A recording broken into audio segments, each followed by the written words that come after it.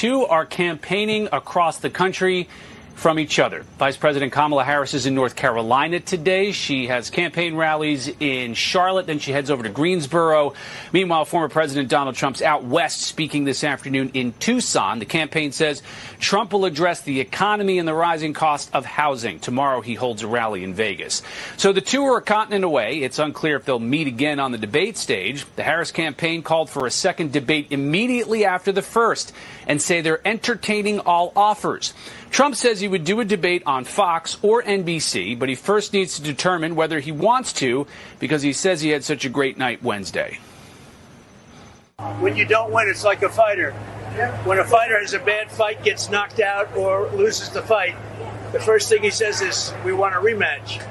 So we won the debate according to every poll, every single poll. I think that, are we going to do a rematch? I just don't know. But we'll think about it. Democrats say Harris handily topped Trump, who they say she successfully baited throughout the debate. So much so, the campaigns even cut a new ad using clips from the debate. One Biden confidant's pushing a second meeting and says Trump should take the Fox offer. I think the American people would like to hear more from both of them about what will you do to make us safer and stronger at home and abroad. And I think she should accept an invitation from Fox to come on and debate President Trump.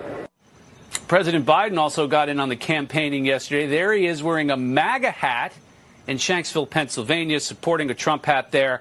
The White House says he gave a hat to a Trump supporter and then took and briefly wore his Trump hat as a sign of national unity. Trump hat, not a MAGA hat, but back to you guys. Bottom line is I have nothing in common with the people out there, and they have nothing in common with me.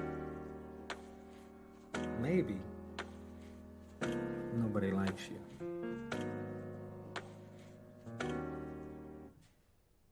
You're a dick.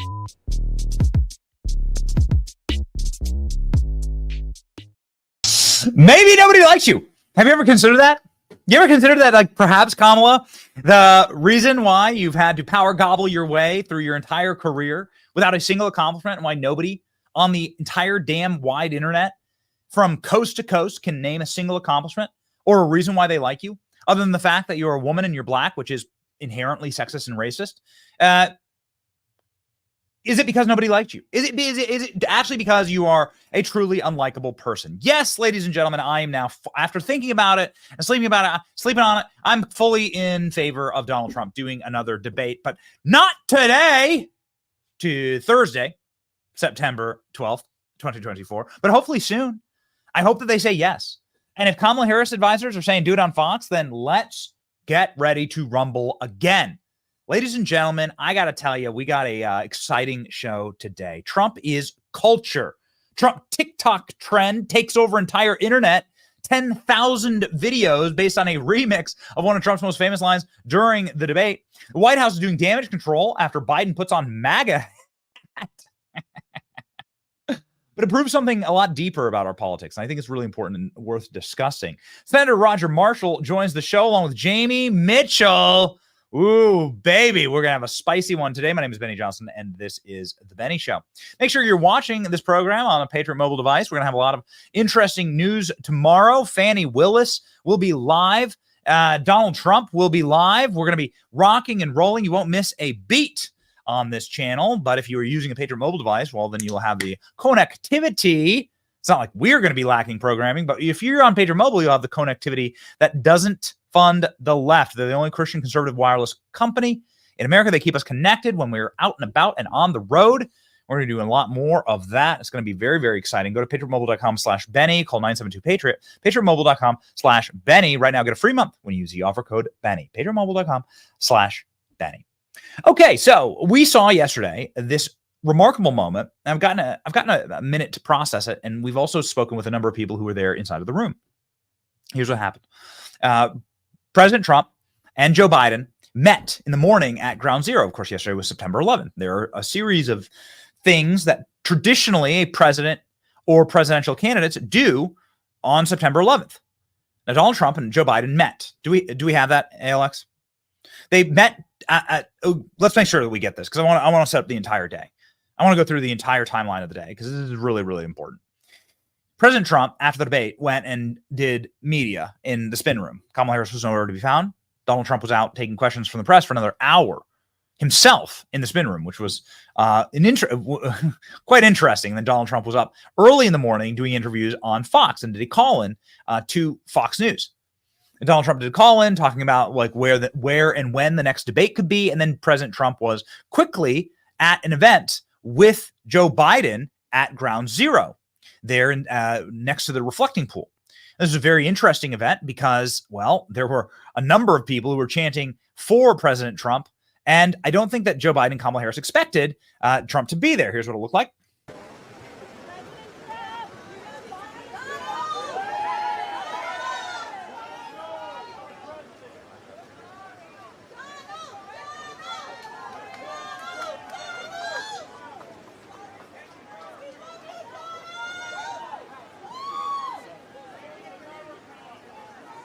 So there's Donald Trump standing there, Kamala Harris. Donald Trump looking great. I mean, honestly, I got to tell you, like it was wonderful to see. It was very much a show of force, and he, according to lip readers, mouthed to Kamala Harris, "Good job last night," he said. Good job last night at the debate. Donald Trump has fans, even right there in downtown Manhattan. President Trump announcing more rallies in New York. So this was President Trump mogging from the get yesterday.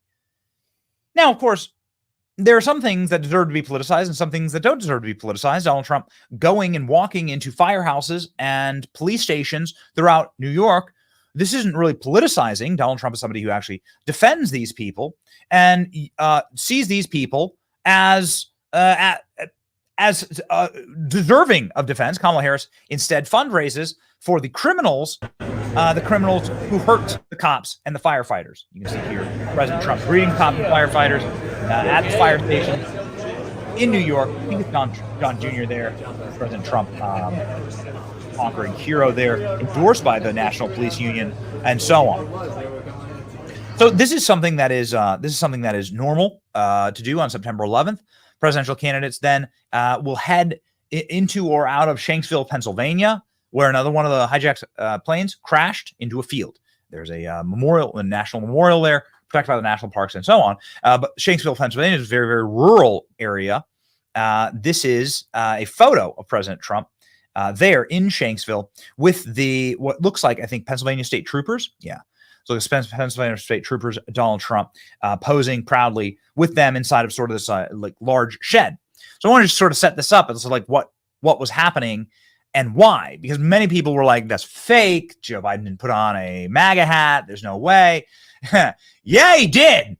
Yes, he did actually do this. And not only that, our team has spoken with many people who were actually inside of the room when it happened, and we have the full background and the full story. Really, really interesting. Joe Biden was called an old fart. In fact, part of this. It's too good. It makes you love America. And we're a show that actually does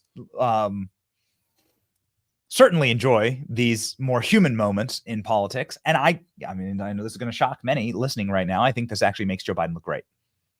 I think this makes Joe Biden look great.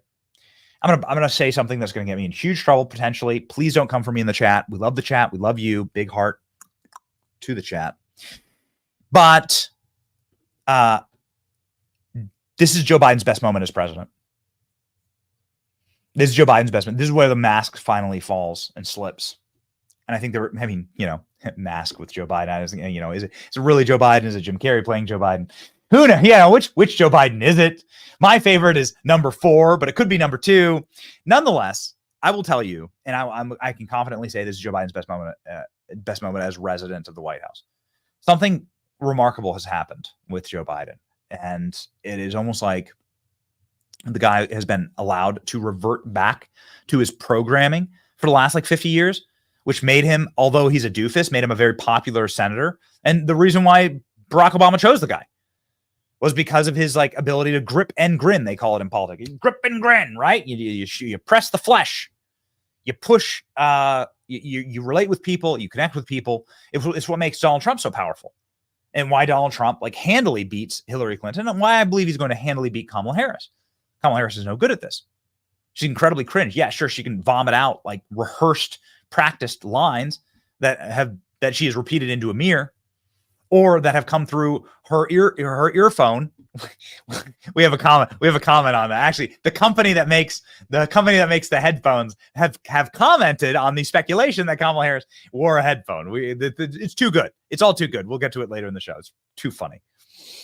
But there's something remarkable that has happened is as Joe Biden has been shivved in the back by his own party, has been utterly used as just a human corpse, a cadaver politically, and then thrown into the dumpster.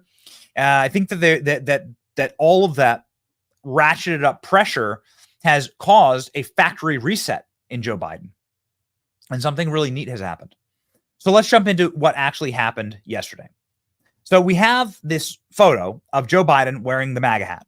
Here's the photo of Joe Biden wearing the MAGA hat. This is what initially everybody said. It's man, I don't think it's fake. It's AI or something. No. This is 100% real.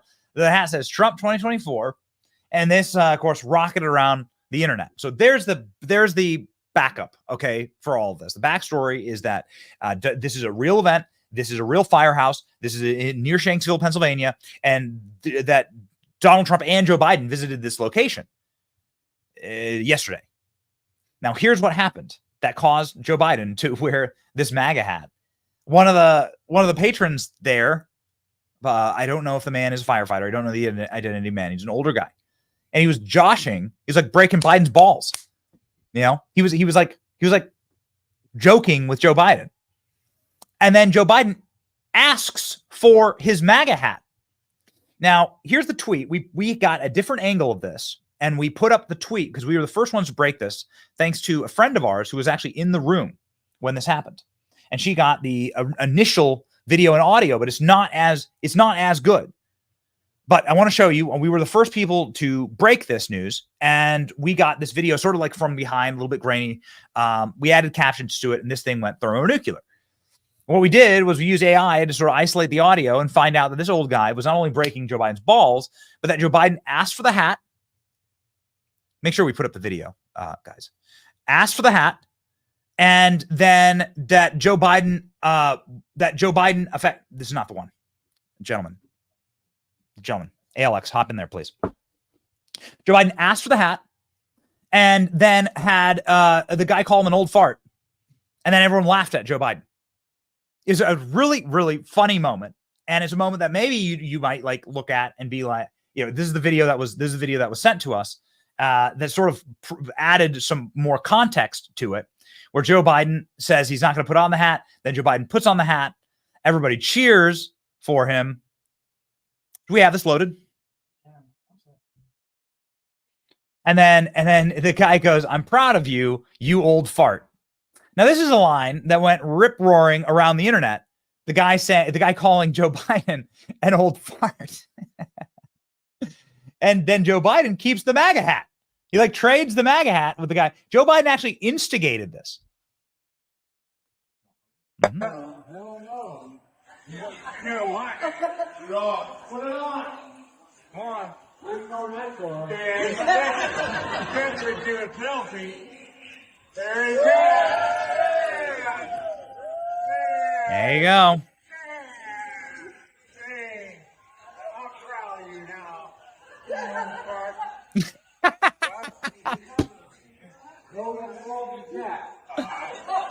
All right. So this is the video that we were sent by a dear friend of us who also sent us some other very unique and interesting moments from yesterday.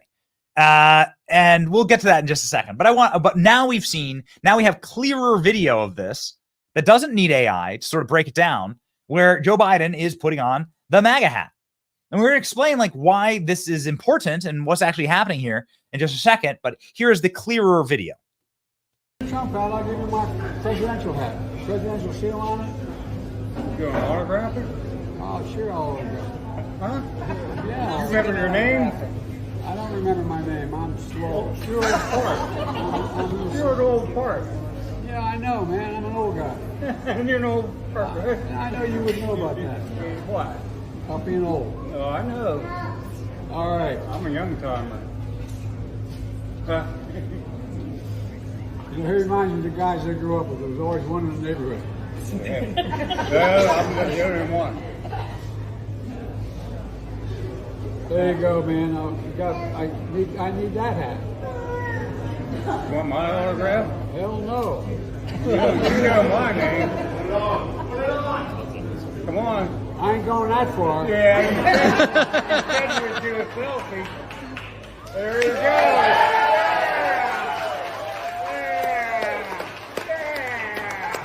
Hey, I'm proud of you now. You old fart. Huh? Just remember, no eating dogs and cats. Hey, they're good. Thank you. They're good. Kentucky Fried Chicken. I hope you like the pizza. Huh? You guys picked the place to get. I don't know where it's Chinese. What an amazing moment. I mean, are we like able to, have we lost all of our humanity? Are we able to see ourselves and our fellow countrymen as human? Yes, there are people who are demons. You'll get that straight dish from this program. I am not trying to humanize the people that are actually for demonic activity, human sacrifice, and so on. But I'm telling you that what you saw there with Joe Biden putting on that hat is not this guy. This was a caricature. This is what they forced Joe Biden to do. Remember the blood red Hitlerian MAGA speech from Joe Biden? Remember this, where Joe Biden goes off? He's in Pennsylvania here. He goes off for like 90 minutes. And this is, of course, not apologizing for Joe Biden. Joe Biden is, much like Kamala Harris, a creature of a system. A empty husk that has to give things up and has to become something else in order to see it becomes a projection of the actual real power behind them. This is why they hate Donald Trump, because he's not an empty suit. He's not a projection of the real power. What I think is quite remarkable is that what this moment proves, and can we show Joe Biden with his hat, with the MAGA hat? So what this moment proves, what the opposite of this moment proves, is that it was all bullshit. I don't like to swear and I don't like to yell, but I can't help myself in this moment. If you actually believed that MAGA and America First and Donald Trump was what you said it was in this speech, in the Hitlerian screaming, banging the desk, red blood behind you, if you actually believed this, if you actually believed it, then of course you'd never touch a MAGA hat. Put it up, Klein. You'd never touch a MAGA hat. If you believed what you saw, what you were saying in this speech, if you actually in your heart, in your blood, in your veins, if you believe even a little bit, a scintilla of it, you would have never put on the MAGA hat. It proves you were lying. It proves you were a creation. You were being, it's not to Biden's credit, quite frankly, because as a man, you should never do this. Of course, sell your soul out. But now that Joe Biden, now that the machine has moved on and Joe Biden has no utility any longer, then now it turns into this. Now Joe Biden is allowed to simply sit there and humanize and laugh with his fellow Americans, which is actually what made Joe Biden quite popular and famous. He's always been a doofus and quite low intelligence, obviously, but is what made Joe Biden famous and quite liked by all of his colleagues in the Senate. This is what most people say about Joe Biden. So what we've seen for the last 4 years is simply the dark energy that has been pumped through Joe Biden as an empty shell about MAGA. What you're seeing there with him wearing his Trump hat is, of course, proof that it was all a lie. Because if you believed any of it, you would never touch Trump hat. You'd never even be talking to a Trump supporter. And I think that this is a wonderful thing to actually.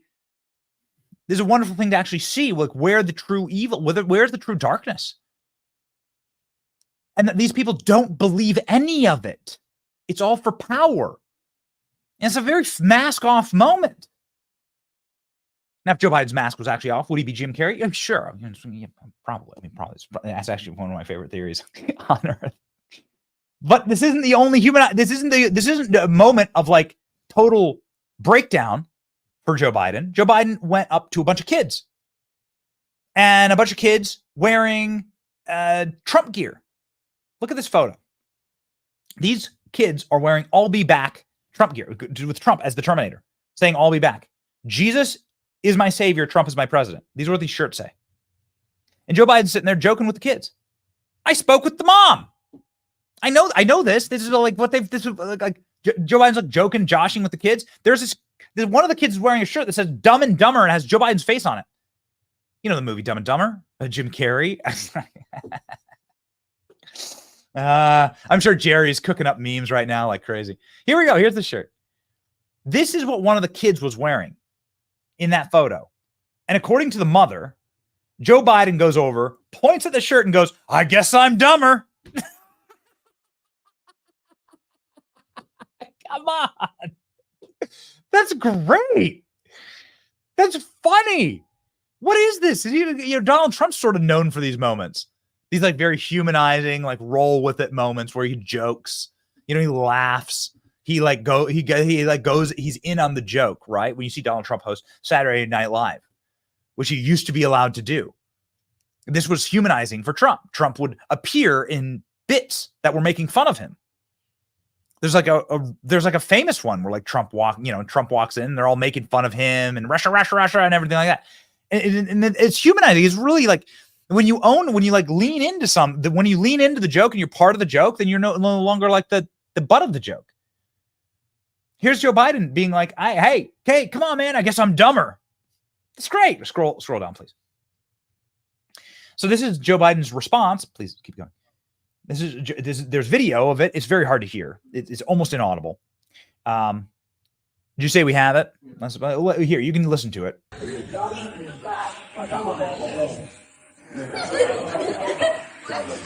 Very short video, but I think it's charming.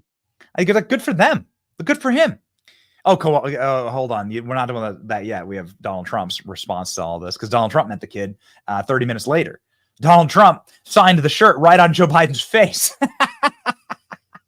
So Donald Trump goes and takes his giant Sharpie and does a giant Trump signature right on the face of Joe Biden in the Dumb and Dumber shirt. It's like that. Like, isn't this better? Isn't it better to be able to like laugh at ourselves? This is a show. This is a team. You're currently watching a program that we employ full-time meme makers. We employ full-time graphic designers and people that are really great at creating internet culture. I am probably the butt of 90% of the jokes at this company. I deserve it. Okay, I deserve to be memed. I deserve it. I deserve the humiliation. I do things that are deserving of ridicule. I get it. I'm fully aware. And that's the joke. That's part of the joke. It's humanizing and it's good and it's nice to see. It's like what you do with your family at Thanksgiving. Crack open a couple beers, everyone eats some turkey, throw the pigskin around, everyone like breaking each other's balls. That's what we used to have in this country, and it's a good thing. How'd we get all so hyper serious all of a sudden?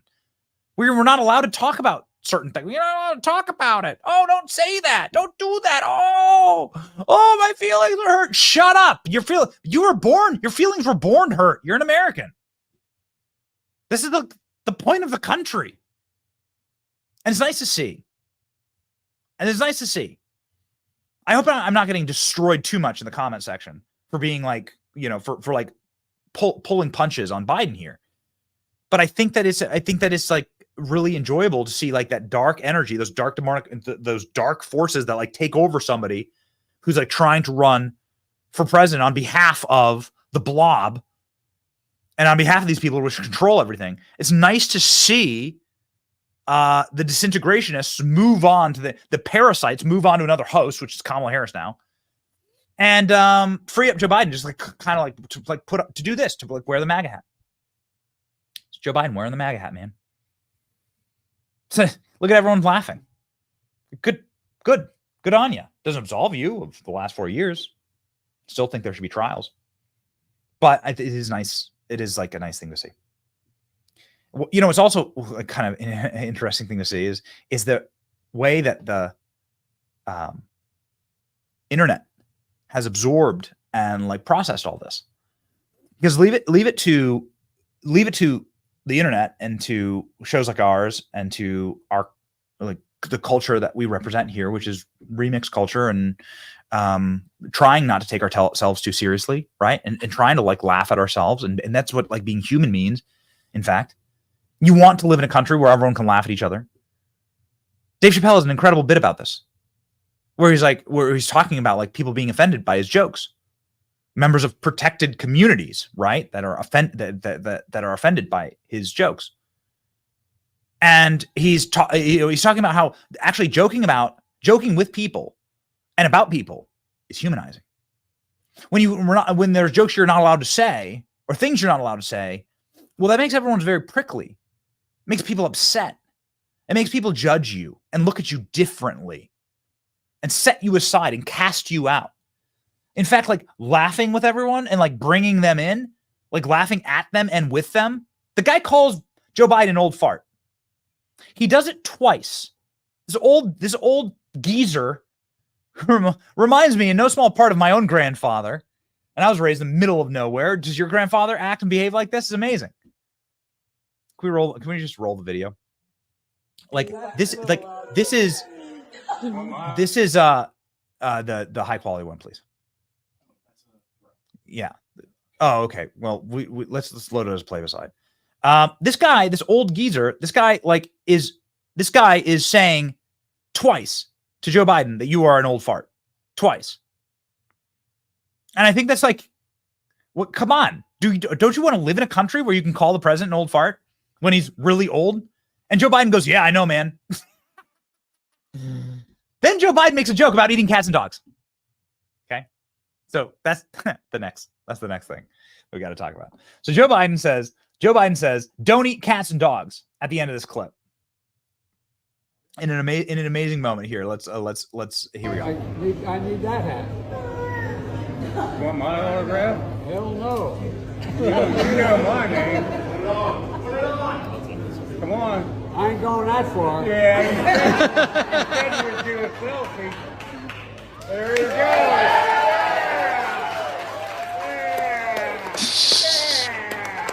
Hey, I'm proud of you now. You old fart. Huh? Just remember, no eating dogs and cats. Hey, they're good. No eating dogs and cats. They're good. Says Joe Biden. I hope you like the pizza. Dude, okay, so last takeaway from all of this. Joe Biden saying that as a joke is remarkable because right now, Donald Trump's commentary on eating dogs and cats, maybe you liked it, maybe you didn't. This is one of the biggest trends on earth. There is an entire subculture, remix culture, that exists on a platform called TikTok. And maybe part of the reason why they want to ban TikTok is because it's very hard to control that remix culture. Now, I'm not advocating for TikTok. I'm not super active on it. We do have an account, but I'm not super active on it. I haven't really tried. But I do know this, that when my team like wakes me up and is like screaming at me, there is a trend with 10,000 different posts about Donald Trump saying don't eat dogs and cats, and it's getting remixed. And like 18-year-old kids are dancing to it across the internet. We got to investigate.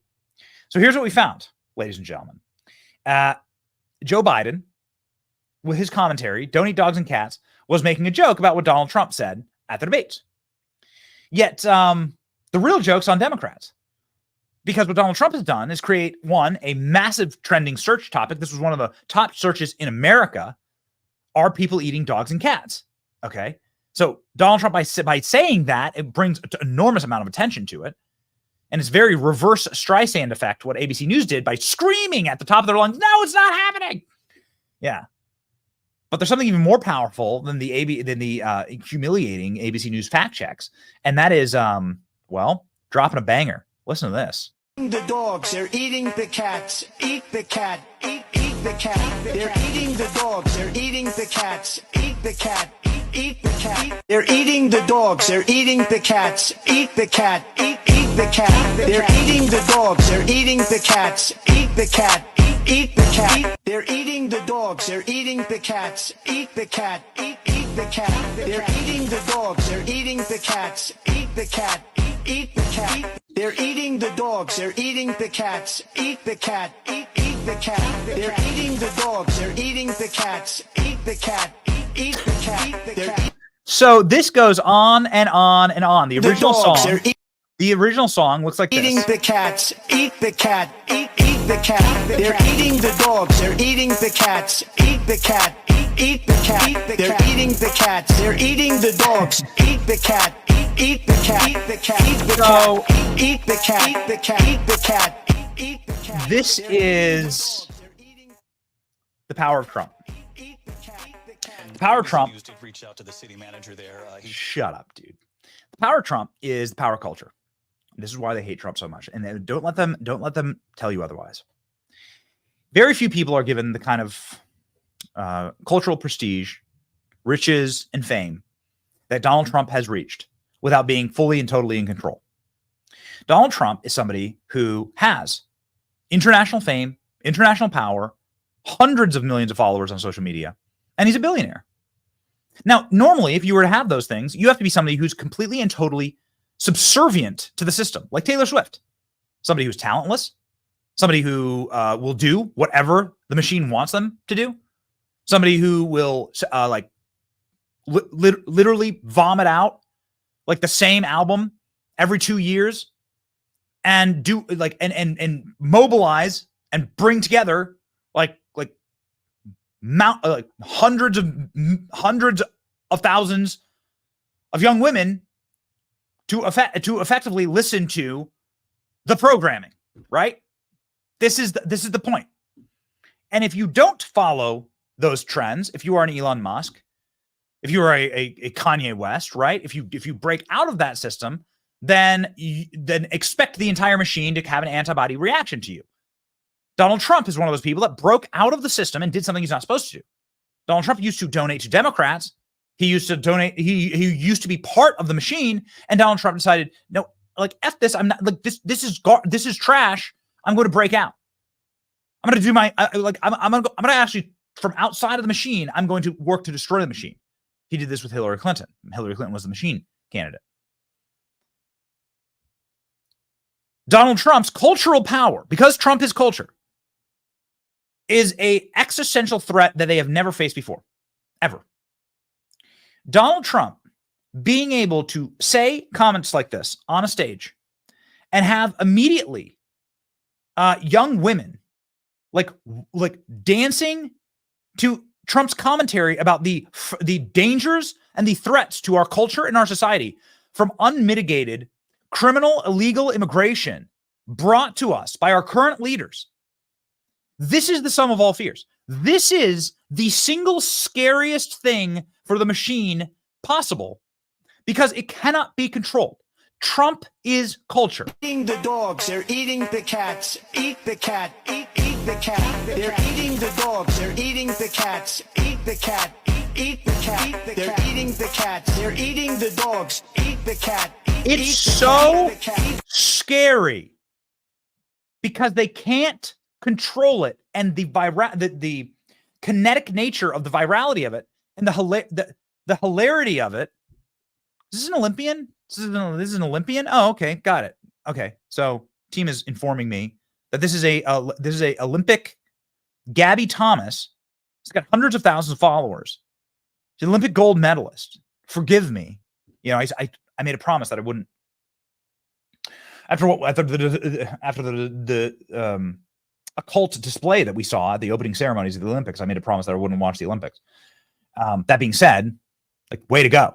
Like here she is with her American flag, and she's a hero. Did not actually know this.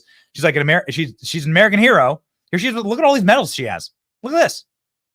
Gabby Thomas, forgive me. I openly will admit to you that I don't listen to a lot of rap music. Don't watch a lot of sports. Right. So I need to be educated on these things. Here she is, American hero, like literally dancing down a hallway to Donald Trump saying, "Eat the cats, they are eating the cat." Eating the dogs, they're eating the cats. Eat the cat, eat the cat. They're eating the dogs, they're eating the cats. Eat the cat, eat the cat. They're eating the cats, they're eating the dogs. Eat the cat, eat the eating the dogs, they're eating the cats. Eat the cat, eat the cat. They're eating the dogs, they're eating the cats. Eat the cat, eat the cat. This song slaps. That's exactly right. Where's the I want to see, like, show me the number of people. There it is. The number of people that have posted dances to this song. It would take us the next 20 years to go through the number of accounts that have shared this song and are dancing and remixing to this song. This is like a very small, this is a small screen record of the 10,000 accounts that have now uploaded and have are either reacting to or dancing to this song. And what is this going to do? What it's going to do is going to cause people to like search into what is this about exactly? Like, can somebody please explain it to me? What's actually going on here? Is there like a greater overall scandal? Oh, wow. The ducks are disappearing inside of this small town. The ducks and the animals are disappearing inside of this little place that didn't normally have this problem. Oh, and by the way, we know that too. So don't like let anybody tell you otherwise. We know that this is something that's happening. The dogs, they're eating the cats. Eat the cat, eat the cat. They're eating the dogs, they're eating the cats. Eat the 10,000 cat, videos. eat the cat. They have a dance. My team is They're telling me. eating the dogs. Eat the cat. My They're team is eating telling me the that cat. this is the dance. That this is the official dance with the cat, and that they're eating them. Okay, well, they're going to call you a conspiracy theorist for this. Yet, shockingly, it turns out that the people who are wrong about this, after all of this, is ABC News. So now the TikTok trend is more accurate than the ABC News moderators during the debate. Here we go. Check this out. This is the police reports. Here are the police reports that show that there have been multiple calls for Haitian migrants who have been stealing geese from the parks. This is directly from our executive producer, ALX. 2 men, 2 women, all Haitian, each had 1 goose, 4 geese stolen from the park. Toyota, newer model, went toward downtown. And the complaint is that they were stealing the geese from the parks. This has, of course, been backed up by, I guess now hundreds of different interviews with people inside of the city itself. We posted a video, grab that post because it went thermonuclear yesterday. We posted a video from Tyler Oliveira, who's another YouTuber who is a excellent independent journalist. And he dropped a video 30 straight minutes. If you're watching this on YouTube, I encourage you to go check out his channel. He dropped a video 30 straight minutes of members of the Springfield community saying, yeah, our pets are going missing. ABC News, there's no evidence of migrants eating pets. YouTuber, here's 30 minutes of accounts of residents saying that their pets are disappearing. First-hand accounts. These are the people who live in Springfield, Ohio. ABC News has never sent a reporter. Does anybody find a reporter in Springfield, Ohio from any corporate media outlet? Is there even the slightest curiosity in this? ABC News, quick, let's talk about your race. Quick, let's talk about climate change. Police reports. First-hand videos. Men at the city council saying this. I'm sure this man is right. Okay, here we go. We have a clip of this. I'm sure this man will be called racist by the corporate press. Here we go. Really challenge you guys to get out here and do something. These Haitians are running into trash cans. They're running into buildings. They're running into they flipping cars in the middle of the street. And I don't know how like y'all can be comfortable with this. Like I don't know like who's getting paid from this. I feel like I honestly feel like someone's getting paid from it in the background. You got a bunch of people on a bus getting dropped off at a gas station to come down here. I know a single mom that FaceTimed me this morning at the welfare office that really need something. And it's nothing but immigrants over there. And I don't even want to seem like I'm coming down on the immigrants, because it's the people that's bringing them down here. Because wherever they're at, that's what they're used to, bro.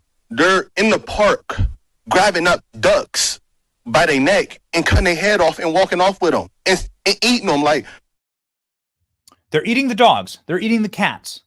Eat the cats. Eat the cats. They're eating the dogs. They're eating the cats.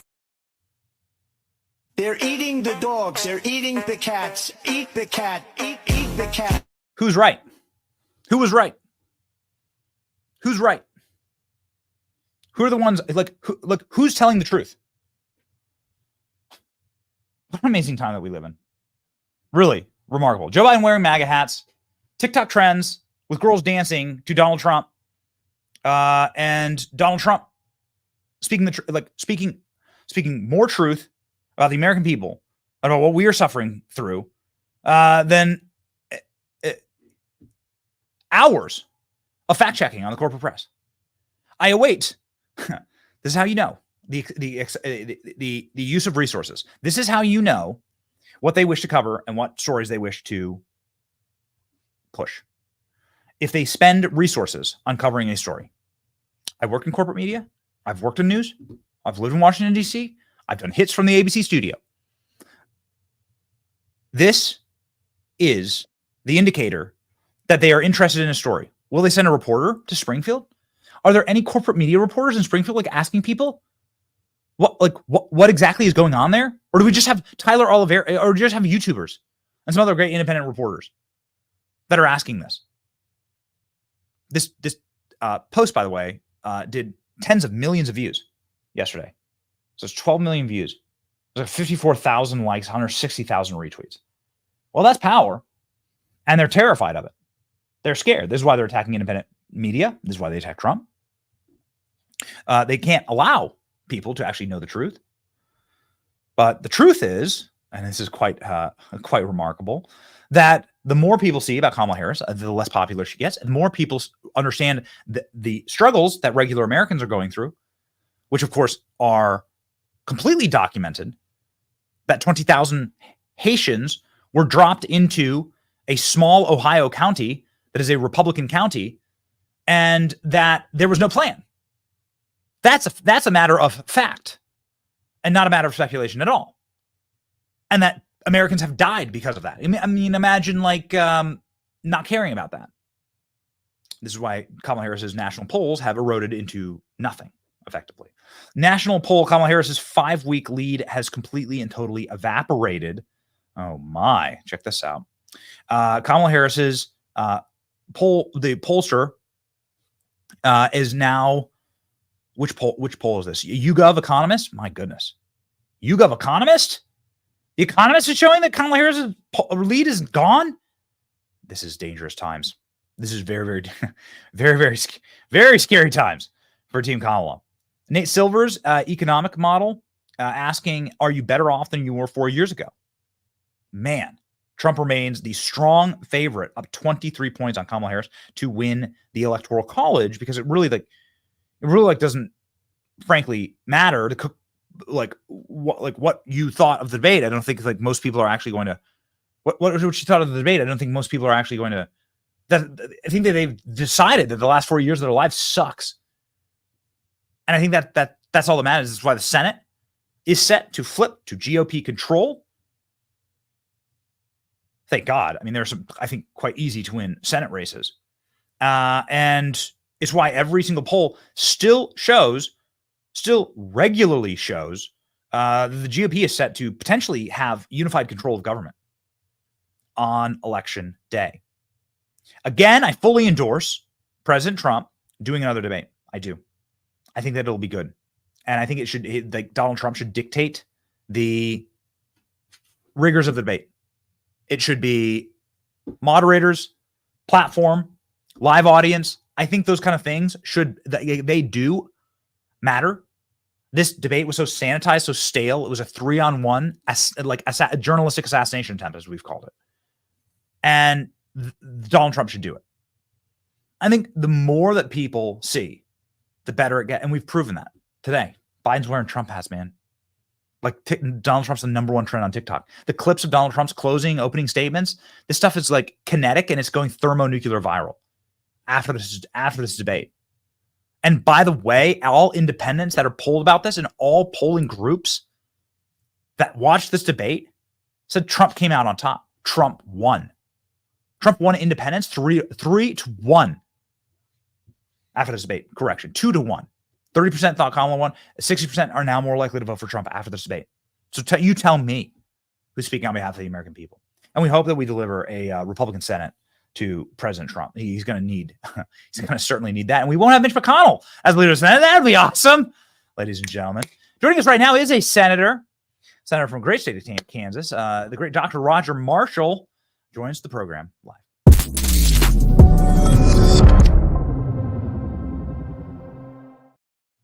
How are you doing, Doctor? How are you doing, Senator? Benny, wow, it's a hectic week up here. The government's going to shut down here in a couple of weeks if you haven't heard that yet, but we're just here treading water. Okay, at least you're still around treading water. The geese and the ducks in Springfield, Ohio, they can no longer tread water. How did they taste? Barbecue. I bet they tasted good. They're fat. Those geese, especially in those parks, look really fat. I bet they were good eating. I'll tell you this. I have eaten geese, but you can go buy a goose, right? You can go buy a duck. Okay. You can go and actually there's duck is delicious. I do not condone grabbing a duck from a park, but you can go, to a store and order a duck and cook it. And it's one of my specialties, actually. You can go. Well, Benny, it is illegal though. The Canadian geese are protected and the ducks in the park are protected as well. So don't do that, right? Do not endorse. Yeah, but so if you'll come to my freezer, I'll give you some duck and geese left from last hunting season when it was legal. And we're just around in the middle of October here. About the same time you can go vote in person, duck season will be opening in Kansas. And it's not as good as maybe the duck you had from the store though. So and I think the one thing that is overrated is pheasant. I did go pheasant hunting and I've gone pheasant hunting. We did it with the governor of South Dakota, Kristi Noem. And this is not what we're here to talk about, but I got to say, overrated, I'll take the duck any day, okay? I'll take the duck any day over the pheasant. Okay, so here we go. Let's rock and roll. The SAVE Act. We, everyone, I know that you've been posting about it. Why is this even remotely controversial? It's not going to get through on the CR, I guess, and this omnibus, and or this short term, wherever we're at. It changes it by the day. But that is a disgrace, I think.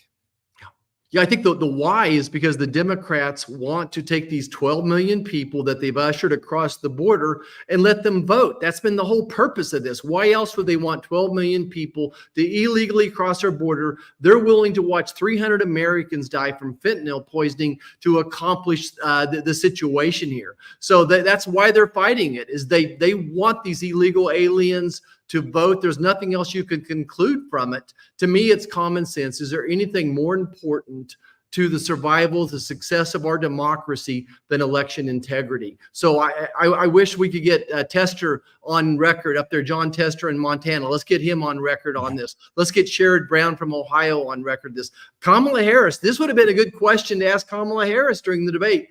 Do you think illegal aliens should be allowed to vote or not? Yeah.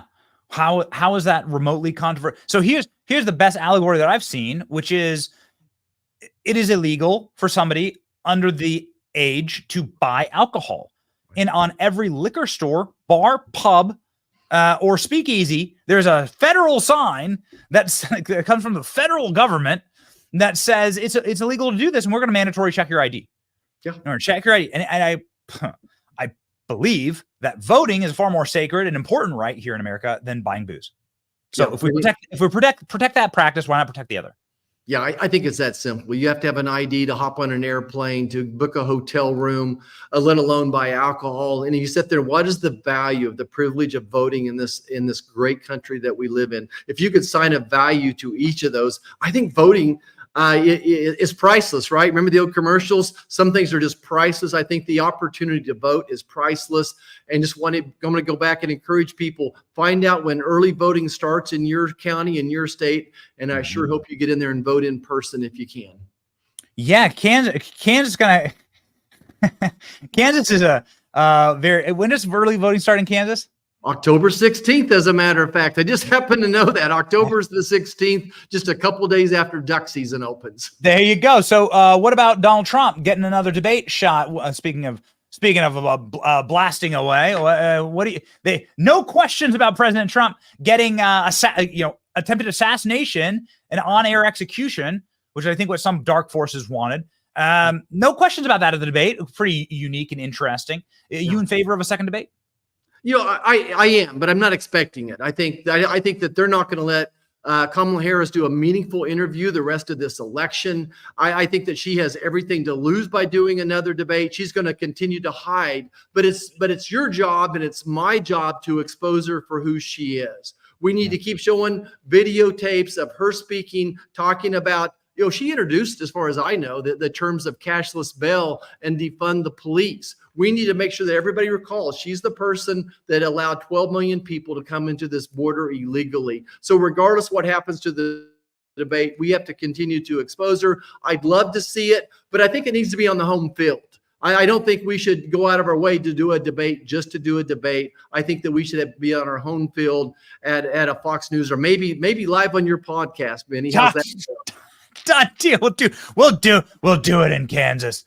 That's fine. We'll go right to the heart of the country in a beautiful waving wheat field. Although the crops are all gone now, right? Like at this point, yeah. Okay, so the corn's still in the field, the Milo's still in the field, and we're just now planting wheat. So it's kind of a year-round season going on. All right. Well, I'm from corn country, so I know approximately right around now the combines start turning. And we're looking at your profile, and you seem to be one of the only senators on X that is asking real questions about this assassination attempt with Donald Trump, of which we have zero answers, zero real accountability. And you're saying that you want a full-on open investigation. Why is this even hard? Why do you have to demand this, Senator? That's a great question. It's been 2 months now, by my calculations, 2 months, and no one is really giving us any answers. And I know that there's an investigation underway, but I still think there's answers they could give us. For instance, in 2022, 48% of the Secret Service officers resigned from the Secret Service. 48%. So what is going wrong with that culture that half of your agents would leave? It just doesn't make any sense to anybody. Is there any type of protocols out there that say, look, former president of the United States, he's in a crowd. How many feet away or yards should we be securing a direct line of sight? This assassination attempt occurred some 135 yards away, and they didn't secure that perimeter. I was just on ChatGPT just a second ago, talking about censorship, and I wanted to look up the date when President Trump got shot in the ear. They're denying that he got shot in the ear. So then this is exactly what Google was doing as well. If you would Google Donald Trump assassination attempt, it would take you to President Truman. I don't recall an assassination attempt on President Truman, but I'm sure it happened at some point in time. So this nationwide suppression of the truth continues, that the national media is controlled by the Democrats or vice versa. I'm not sure who's controlling who. And just to circle back, yes, I don't know why we have to ask. I don't know why we don't have answers from the Inspector General yet. I couldn't be more frustrated. Why cremate the body? I mean, again, like it looks suspicious. All right. And there's no such thing as a conspiracy theory. In my opinion, there's just theories, and you prove the theories out, and then you show people the proof. And when you hide things by its very nature, you're lying to them. You're lying to the American public. Now, a guy who has hundreds of millions of supporters, I think you and I can both soundly say, I'm from Iowa, you're from Kansas. There are hundreds of millions of President Trump supporters, right? And there are at least 75 million people who vote for President Trump and go and cast a ballot for him. That guy almost died, and we know now nothing. And we know nothing. And this seems like such an egregious failure of our government to tell us the truth. Yeah. I mean, what I'm encouraging the Trump campaign to do is just show that picture of President Trump getting shot in the ear. He gets knocked down. He stands up, and what does he say? Fight, fight, fight. I mean, that's so inspiring to me. I think, circling back to the debate, forgive me, but there was one clear message out of the debate to me is which one of those two candidates is going to fight for you, fight for your family to be safer, the price to get the cost of gas and groceries and rent down. It's Donald Trump. That picture needs to be everywhere, especially in those critical 24 counties, 8 states, 24 counties will decide this election. That iconic moment is being suppressed by national media. And again, they didn't talk about it in the debate. What a brave person. I really love Melania coming out and starting to share what it's like for her as the spouse of the man who literally took a bullet for this country. They didn't even ask about it. Now you're from the country and from where most of Americans are born and raised, and so am I. And even if you have a beef with somebody, if something bad happens to them, something bad happens to their kid, or if they suffer some loss, you go up to them. There's a lot of people that are really mean to me on the internet. Don't care. Something bad happens to them. Like, don't lose your humanity, man. You know, I'm one of the first guys in the DM being like, bro, sorry, I'm a Christian. I'll pray for you. Right. Like it's a human nature thing. I was really upset on a debate night. And I got to tell you, the thing that put me over the edge, Senator, is nobody even said sorry that this happened to you. The anchors didn't even say we're happy you survived. Which leads me to believe, based on where I come from, they're not. Yeah, I just think about this threat to democracy. They're the ones that said, oh, we need to tone things down a little bit here. But their rhetoric continues to push people over the edge. So I continue to fear for President Trump's life, for his family as well. So they continue to throw gasoline on that fire. I just don't know what to say, except that it clearly is that the Democrats are controlling the national media complex. And that debate was just one more example, one more piece of proof. Not a conspiracy theory.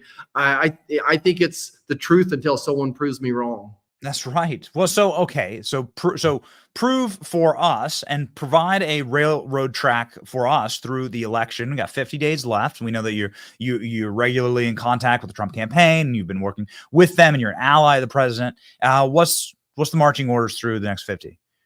Yeah, I think it's to show America exactly who Kamala Harris is that we expose her for who she is, continue to just get pictures and videotapes and quotes from her, and then let her do the explaining, to stay on message. Just to the two top issues I hear from folks back home are their safety and security, and the cost of gas and groceries, and the cost of rent and childcare and insurance. So remember, did Kamala Harris tell you one way that she was going to secure the border? Did she even say she wants to secure the border during the debate? We've yet to hear that out of her lips.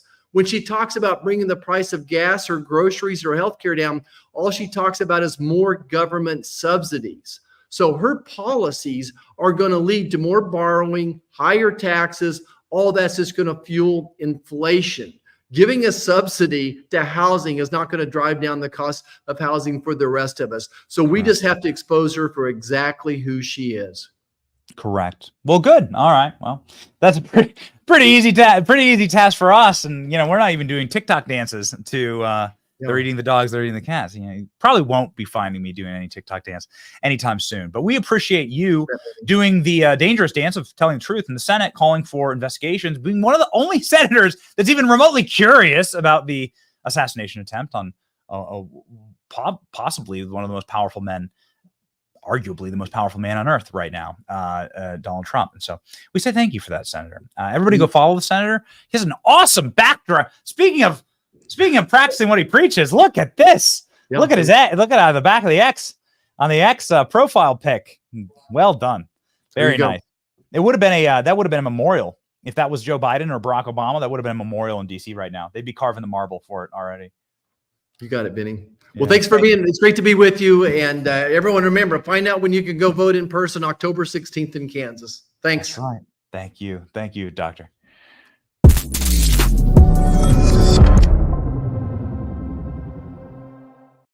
All right. Well, now we know what the Secret Service is so good for. They have declared January 6, 2025, the day of certification of the electoral votes, a national security event for the first time in history. Well, well, well. Would you look at that? Federal government will dramatically increase security around the U.S. Capitol on January 6, 2025, when lawmakers certify the November election in an effort to prevent another January 6. Oh, my. Department of Homeland Security has designated the next certification as January 6, 2025 as a national special security event. Oh, man. This put Secret Service in charge of the security instead of the U.S. Capitol Police, Washington Post has reported. Funny how they couldn't have done this last January 6th. It's remarkable to me is that the only people that were against security at the Capitol was Nancy Pelosi and Muriel Bowser, who's mayor of Washington, D.C. Donald Trump gave them 20,000 National Guards. But they have to accept it. They have to accept it. Donald Trump can't force he can't order the National Guard to go take over the building. The power structure, separations of powers, doesn't allow for that. Donald Trump was right during the debate when he said Nancy Pelosi wouldn't accept the extra protection. I did everything I could. I said march peacefully, patriotically. Nancy Pelosi wouldn't accept that. And what does David Muir do during the debate? We're not talking about that. Yeah, well, you are talking about it, man. I want new policies.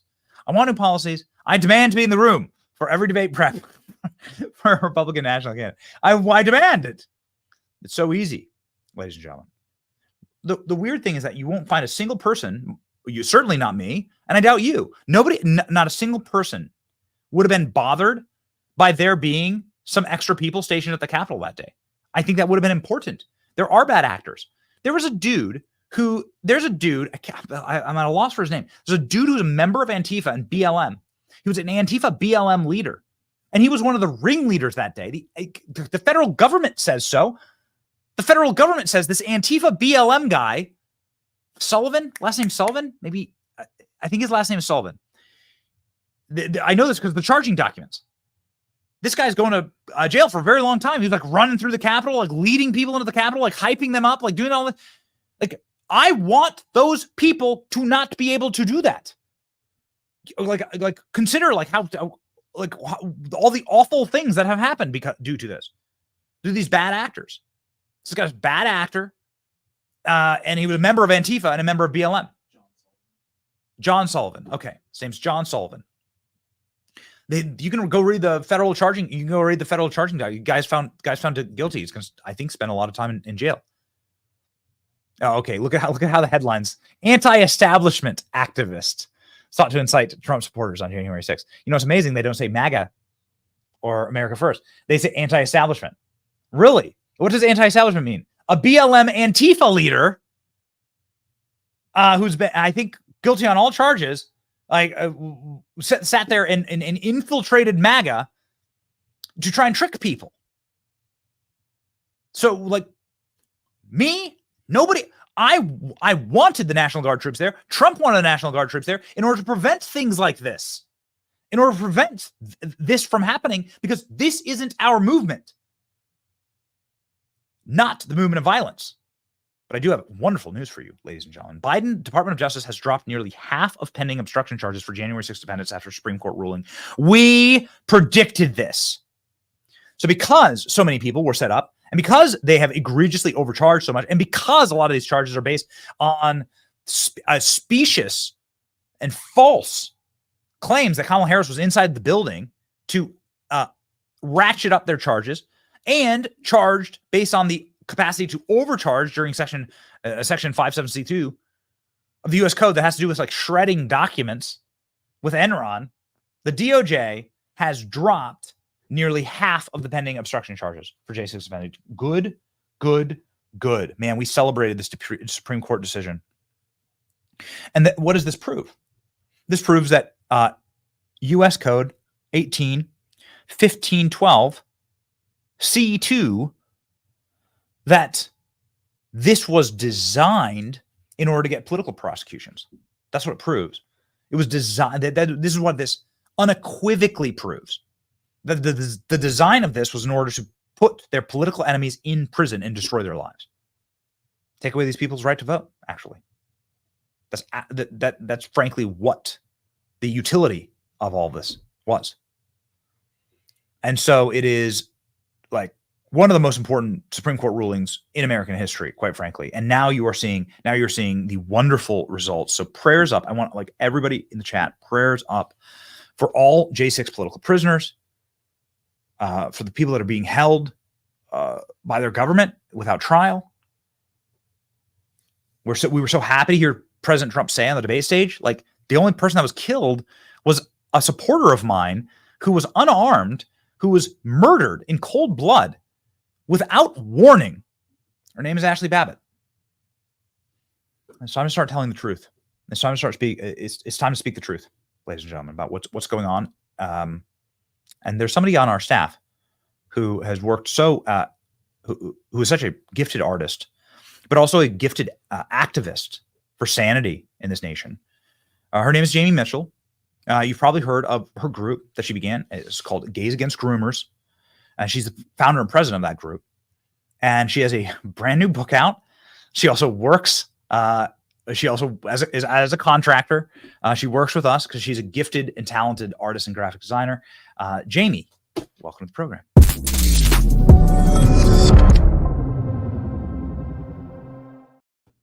Jamie, how you doing? Look, I love the lighting. Look at this. Yeah, I'm trying to match you. I went with the little bit of blue, trying to match the aesthetic. How are you? I love it. I would expect nothing less. Thanks. So many of our cover images and so many of our beautiful graphics are built by Jamie and her team, and she's again very gifted. But this is also something that really draws you is the protection of children against horrific ideologies. You have a brand new book out about it. It's called The Gender Trap.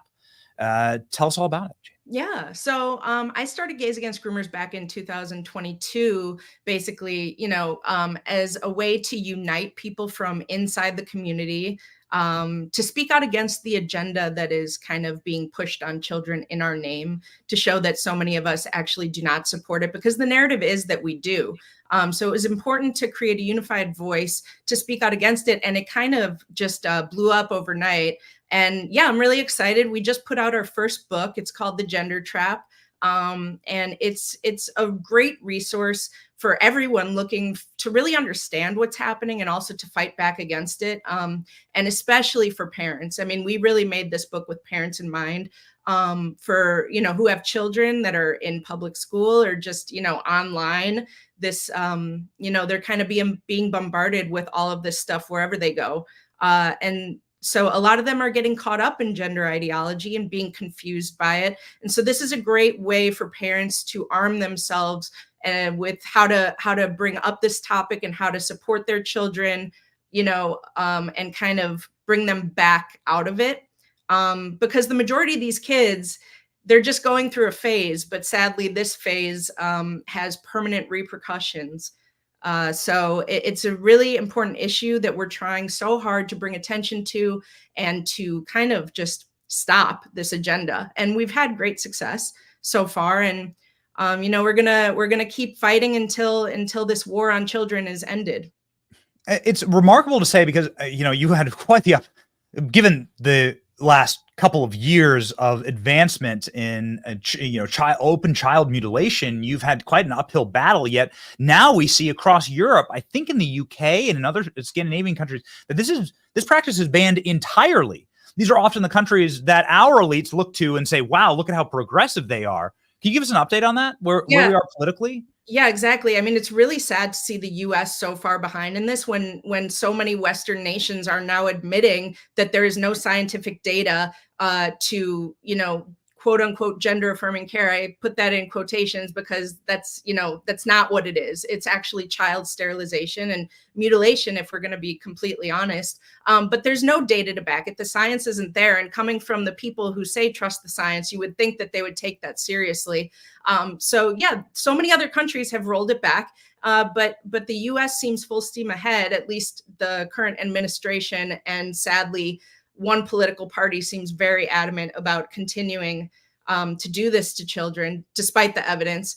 But I do want to say there is hope. While it's a very dark topic and very depressing, there is hope. Since Gays Against Groomers formed in 2022, we have assisted in getting gender affirming care banned, child sex changes banned in over 20 states. So we're making great progress. Half of the country, it's now banned in 25 states total.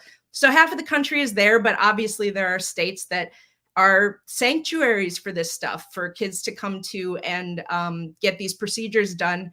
And so there is a lot left to do, but we're making good progress. And I think it's important for your audience to know just how terrible Tim Walz is specifically. I mean, a lot of people don't know this, but Minnesota is one of these refuges, one of these states where kids can go and essentially be kidnapped. They can run away from home and go there if their parents and their state does not allow it there. And he was kind of, up there with California. He's one of the main governors that has been pushing for children to get these operations and procedures done. So, but there is good news, but it's a long, hard fight we have ahead of us still. I think that perhaps, like, once people recognize, and I know that President Trump and his family have been speaking out against this, fathers and mothers, and they're seeing the end result, which the end result is going to be California, right? Where the state will take your children.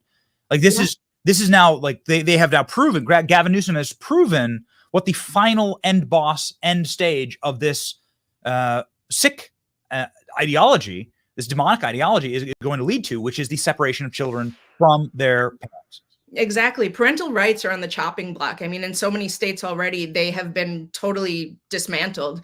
And the state essentially wants to have control over the children, become the children's new family. It's all very cultish, to be honest. But, we fight very hard for parental rights. We go to school board meetings all over the country. We testify on legislation. And, one of our biggest campaigns is to restore parental rights and to, demand that they remain in control of when they want to have these conversations, what they want their children's medical care to be. Yeah, so it's really sad. And people think this is hyperbole, but it's really not. Like, there are states in the country where children can run away. The state takes custody of them and their parents can never get them back. It's a nightmare, really. Based on all of the research that you've done for this book, and I know that obviously Tucker Carlson, Glenn Beck, some of our dearest friends and allies on this program support you and support your work. But based on the extensive research you've done, would you encourage homeschooling at this point? Honestly, yes. It's terrifying. I mean, you see what's going on, the viral clips every day, more and more, showing the lessons that they're teaching in schools. I mean, I don't even like to call them teachers. They're literally activists disguised as teachers, right? They're masquerading as teachers, but they're not. They're activists. They're radical gender activists. And yes, homeschooling, if you can, would be a great option, at least until we get this mess sorted. I think the entire education system needs to be rebuilt from the ground up. Parents need to have control and the final say of what's going on, and they need to be informed. I mean, most importantly, so many people, so many school districts keep them in the dark. They have actually policies now where they can transition children in their schools and not tell the parents. And when I say transition, I mean, like, if a child wants to go by different pronouns or be called a different name, they are not required. And in many cases, they're banned from informing the parents of that. And I mean, that's incredibly dangerous. It's very wrong morally. This trend cannot continue, and we're fighting to reverse it all over the country. But yeah, I do want to say the book, The Gender Trap, it's a great book. And even Tucker Carlson, he did endorse it. He was the first person to give us an endorsement of the book. So I really encourage everybody to check it out if they can. It's a great resource. Yes, please. It has always astonished me that there are so many protections against children, and there are now protections that are sweeping across the globe for kids to be off social media until they're 14 or 16. Even here in Florida, I think that was a bill that I believe was passed, or at least is moving along. And I got to tell you, like, I am as a father, I'm totally for that. Actually, like, I think that kids should absorb the value systems of their parents and the healthy marriage, and absorb the value systems of what actually allowed for their creation, and that should be up to the parents, because quite frankly, they're the ones who are in custody of the children until 18, and they're a legal adult. And when you're a legal adult, You can go buy booze. You can get a driver's license. You can join the military. You can change your name legally, actually. And you can do all of those things. And I guess that's then up to that's then up to what society sees as the adult. But there has to be protections for children. It's really not asking too much. I mean, it's genuinely insane. I have this thought every day that I can't believe that Gays Against Groomers has to exist, that this is something we even have to discuss, that children should not be getting sex changes or be sexualized with drag and all of it. It's genuinely insane. And, you know, to argue with people, you can't get a tattoo until you're an adult. You can't drink until you're 21. But somehow they think that giving them these drugs, which, by the way, are given to sex offenders in prison to castrate them. These are the same drugs being given to children and being called puberty blockers. And, you know, having body parts removed. I don't want to get too graphic here, but that's the reality of what's happening. And the fact that anybody thinks that children can make permanent decisions or give any kind of consent. I mean, I don't know about you, but the thought of having to go through life permanently with a decision with something that I wanted when I was like 12 or 13 is mortifying. I mean, I there's things I did in my 20s that I regret, you know, but luckily they don't have lifelong consequences attached to them. But you know, it's very scary, and we take it very personally in Gays Against Groomers because, you know, I'm a tomboy, and my entire life I've been a tomboy, and it's a very scary thought, because I know if I were born a few decades later, I absolutely would have been led to believe that I was born in the wrong body, and that I was meant to be a boy, you know. And if my parents bought into it and they believed all of it, I would have been medically transitioned. And, you know, it's the horrifying reality of what this generation is going through, this generation of children. And they're so innocent, and they're so innocent, and that innocence must be protected. And it's just such a sad thing that this is what we have to fight, but we're going to do it, and we're not going to stop until they are safe. It's amazing how the fundamental premise of everything dark in this universe is that God made a mistake in making you. Your skin color, your gender, the time you were born, who you were born to, your name. It's all a mistake, right? Everything's a mistake instead of a beautiful miracle, and the miracle of life, and like the expansive electric power of living a life that was designed, and just the miraculousness of us being here together. Instead of absorbing that energy, it's dark, and it's cruel, and it's jaded, and it's totally wicked. And we totally support you standing against it. And we say thank you, Jamie. The link to the book right here, gaysagainstgroomers.com. And the gendertrap.com as well right here. Jamie, thank you, and Godspeed. Thank you, Benny.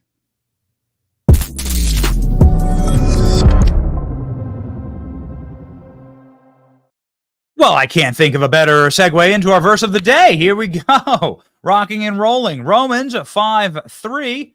We can rejoice when we run into trials, for we know that they help us develop endurance and develop character, and character strengthens our confident hope of salvation.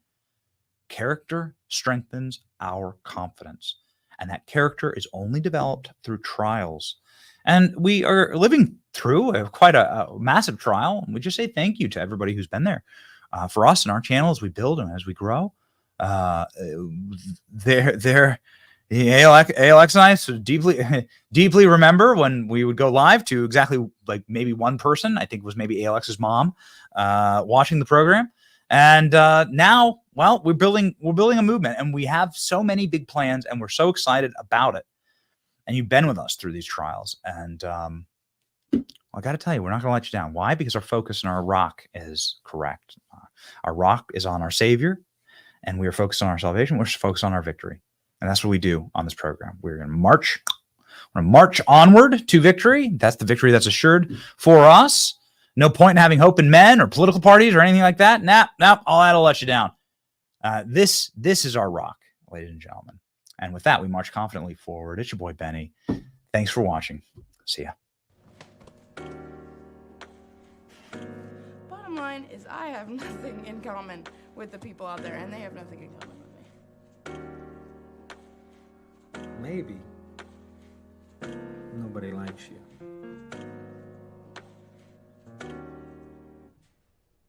You're a dick. So truth gon' be. Faith and freedom on your TV screen. Stand up strong, battle through the night. The Benny Show's here, bringing liberty to life. From the speeches to debates, Benny sharp like a blade. Cutting through the lies, watch the truth cascade. With the warrior's heart, this man never fades. You know it's prime time when Benny invades. From saving the nation to stories untold, the Benny Show's a storm, see the truth unfold. Stay in the loop, let freedom take hold. Salting all the libs, soul never sold. It's the Benny Show, where the truth gon' be. Faith and freedom on your TV screen. Stand up strong, battle through the night. The Benny Show's here, bringing liberty to light. Liberty to light. Bringing liberty to light. Liberty to light. Bringing liberty to life. From the speeches to debates, Benny sharp like a blade. Cutting through the lies, watch the truth cascade. With the warrior's heart, this man never fades. You know it's prime time when Benny invades. From saving the nation to stories untold, the Benny Show's a storm, see the truth unfold. Stay in the loop, let freedom take hold. Salting all the libs, soul never sold. It's the Benny Show, where the truth gon' be. Faith and freedom on your TV screen. Stand up strong, battle through the night. The Benny Show's here, bringing liberty to life. Bringing liberty to light. Bringing liberty to light. Bringing liberty to light. Bringing liberty to light.